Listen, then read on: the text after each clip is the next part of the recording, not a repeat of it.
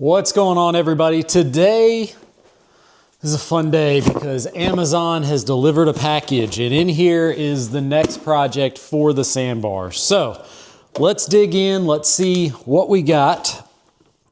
If you have a K truck and you are used to riding down the roads at extremely high RPMs, you might find some benefit in adding a catch can. So what we're gonna do is we're gonna be adding an air oil separator. Wow, that was hard. To the sandbar in hopes that I don't have to continue to add oil after every highway trip. So inside this box, picked this up from Amazon. It was like $35. It's an Evil Energy 300 ml oil catch can. We get a little bag of fittings. We get some hose. Everybody likes hose. What? We get some steel wool type media, useless instructions. I'll probably have to find those later. We get a sticker because, you know, stickers are important. A bracket so that we can bracketize, and an air oil separator or an oil catch can. I went with race red because I figure this will make the sandbar faster. It probably adds about 15 horsepower. Side note, this is actually like really well constructed. This feels solid. Inside this little thing is where we will put our media. The media will go in there. Then this will go back on. The inlet, so it's gonna come out of the crankcase in. It's gonna go through the media. Then it's gonna come back out from the outside and it's gonna go to the air intake. I'll throw a link in the description if you wanna pick this exact one up yourself. They also give you a dipstick in case you are not your own dipstick. You can check and see how much is in there before you open it up, and honestly, I don't know, but I guess if it's clean, you could just rinse and reuse, right? Probably don't wanna rinse it. Water's not great. Next thing we're gonna do is get some media into this and then get this mounted somewhere on the sandbar, and it absolutely sucks that Project Rust Bucket here is, and that's not the name either, but I can't do this in the heat because even though I could fit the sandbar next to it, there's a like really heavy basketball goal that nobody uses blocking it. I don't know. Anyway, let's get to it. That makes sense. All right, so in the bag of things, the bag of stuff and things, they gave two different sizes of these doohickeys. I don't need the larger one, so we're gonna go with the smaller set. You do have to use some thread seal tape. So I've just got this one roll that I will probably still have 10 years after I'm dead. And I'm just gonna wrap a few times around, take the lid, start feeding that in. And that is definitely not the right size. That's not either, which means where the hell is it? Right here. Happen to be a 3/4, so I'm gonna go ahead and do the other one real quick, and then we'll have this side pretty much done. Now in this little bag, they do give some compression fittings or worm gear fittings. We'll use those. Looks like they've also given some additional hardware for mounting purposes, which is interesting because the instructions I totally didn't read also say that you can use your own hardware, so not really sure what's going on with that. All right, so it's a little windy out here, but we're going to start this process off by taking off the engine cover.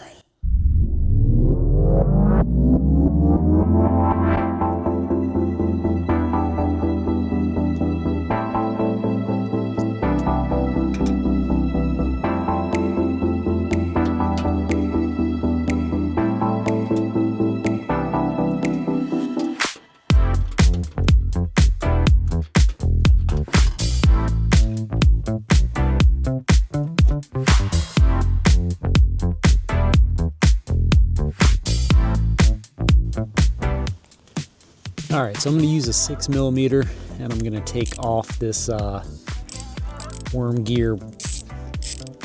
This so that I can get this nasty, gross looking breather off of the vent, off the crank case valve cover thing. Come on, there we go. All right, so a good friend of mine sent me this. I really wanted one of these because they look great. Wasn't really thinking about how much blow by the oil this motor has, but I mean, it's significantly saturated. So I think this has probably been a big part of my oil issue. So that's off. Let's go from here. So we do have options. We could always use one of these and just go into the out portion here. But what I think is probably going to be better is just use it as intended. I'll come off of the valve cover to this, and then I'll route into the air box for the return.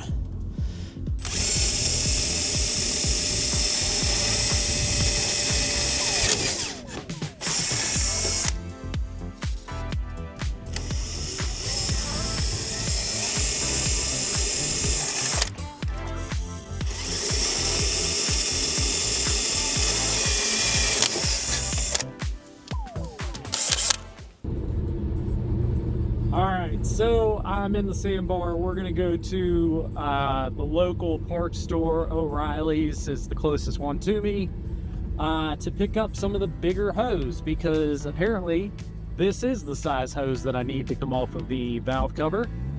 And so we're gonna need to get probably 2 feet of that. And then I've got to switch out the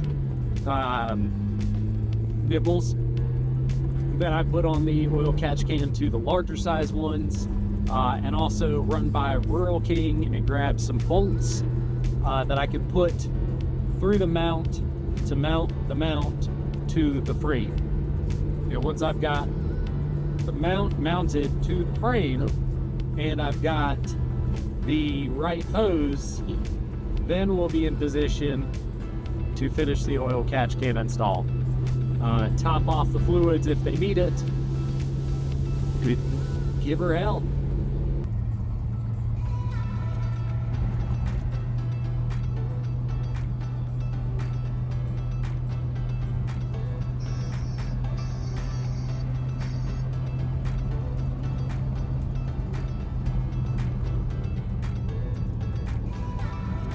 All right, O'Reilly's was a hit. I was able to pick up the hose that I needed. They also had a 2 for $10 on $8 brake clean. So cleaning up all the oil on the back, I knew I'd need some brake cleaner. So I went ahead and grabbed that. And just for, you know, grins and giggles, not what I was gonna say, asked if they could get the pistons that I needed for the brakes. And sure enough, they could, which is crazy because Subaru doesn't have them anymore. Can't get them. And I couldn't find any online that were the right size. So we'll see if my boy Manny at O'Reilly was able to pull it through for me, or if we end up with the wrong parts. But he hasn't done me wrong before. So tomorrow morning I'll have the 4 pistons for the pump brakes and the 2 pistons for the rear. So a total of 6 pistons that I need. I'll have the seal kits for both front and rear calipers. I'll have new guide pin. Actually, I've got the new guide pins now. I'll have everything I need to rebuild, so I can get that video progressed a little bit further along. So I guess later today or tomorrow, I'll be painting some calipers. But I'm on the way back home now. Stop by Target to pick up some dog bones. Got some Reese's peanut butter cups and some Monster energy drink. So what it is, everybody loves the feature up.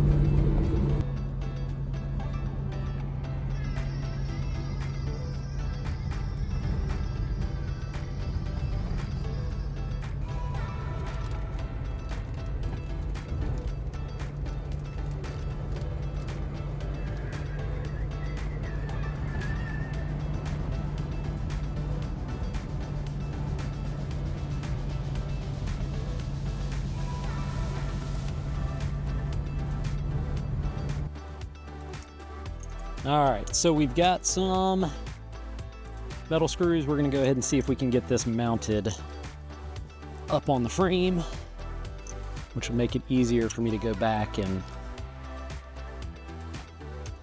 size up some lines.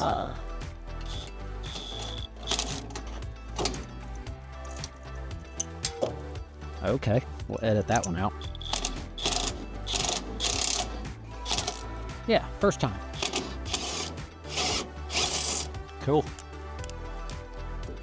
That looks pretty. So now we'll go from the outlet to the airbox, the inlet across here to that nastiness.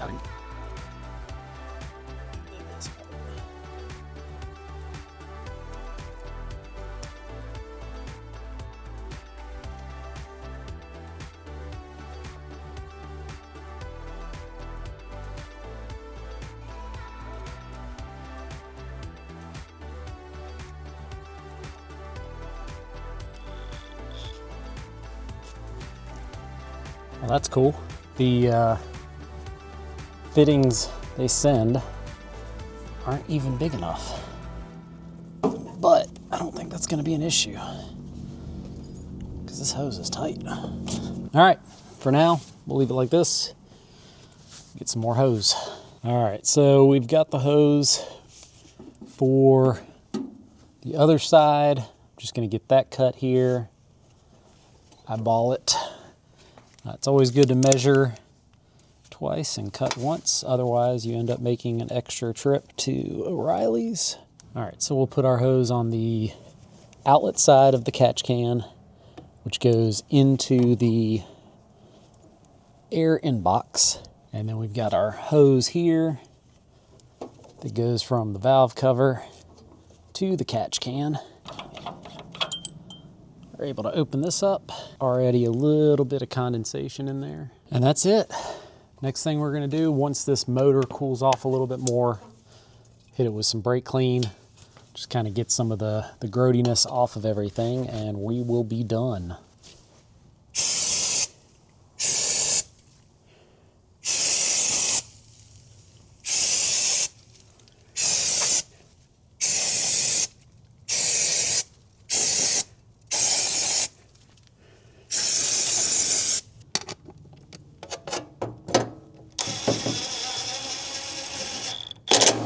All right, so let's do a quick recap.